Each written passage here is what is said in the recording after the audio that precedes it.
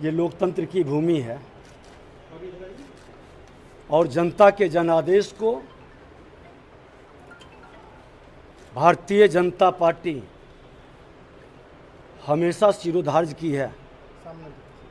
हम कभी भी ठीकरा चुनाव आयोग या ईवीएम पर नहीं फोड़ते हैं, ये विपक्ष के लोगों के तरह।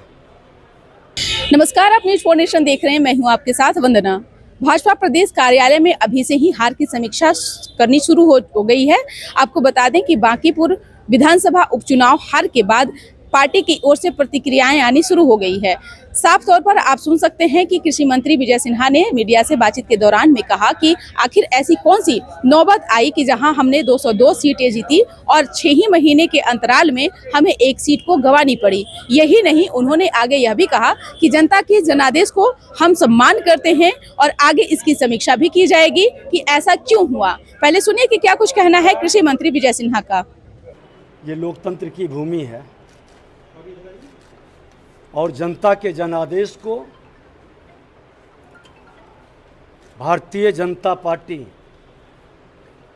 हमेशा शिरोधार्य की है। हम कभी भी ठीकरा चुनाव आयोग या ईवीएम पर नहीं फोड़ते हैं, ये विपक्ष के लोगों के तरह। लोकतंत्र में हम विश्वास करते हैं, संवैधानिक संस्था का हम सम्मान करते हैं और जनता के जनादेश को हम स्वीकार करते हैं।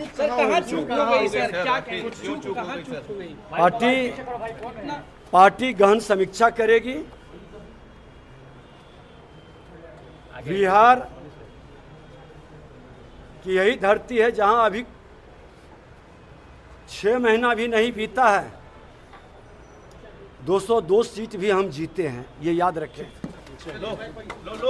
तो सुना आपने कि क्या कुछ कहा। एक और जहां बांकीपुर विधानसभा सीट भाजपा का गढ़ माना जाता रहा, 40 वर्षों से भाजपा लगातार उस सीट पर अपना वर्चस्व बनाती दिखी, लेकिन इस बार ऐसा क्या हुआ कि राष्ट्रीय अध्यक्ष की सीट जो थी वो हाथ से निकल गई। प्रशांत किशोर जो पीके हैं, जो रणनीतिकार बताए जाते हैं, वह बांकीपुर विधानसभा सीट से चुनाव लड़े और बांकीपुर विधानसभा सीट बीजेपी से उन्होंने छीन लिया और ऐतिहासिक एक कहा जाए, ये भी कहा जाए कि देखा जाए तो कि प्रशांत किशोर ने इतिहास रच दिया, जहां भाजपा को मुंह के बल खानी पड़े।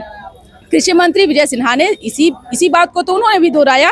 उन्होंने कहा कि ऐसी कौन सी नौबत आ गई कि हम 6 ही महीने में जो है इतनी बड़ी जो है सीट जो है हम लोगों को गंवानी पड़ी और 202 सीट हमने जीती थी। 202 सीट में सीट जीतने वाली पार्टी एनडीए, और ऐसा क्या हुआ कि फिलहाल हमें जो है बांकीपुर सीट पर जो है इतनी बड़ी हार हुई है, इसकी समीक्षा हम लोगों को करनी चाहिए और आगे इसकी समीक्षा होकर रहेगी। इसका बस इतना ही। बने रहे न्यूज़ 4 नेशन के साथ। धन्यवाद।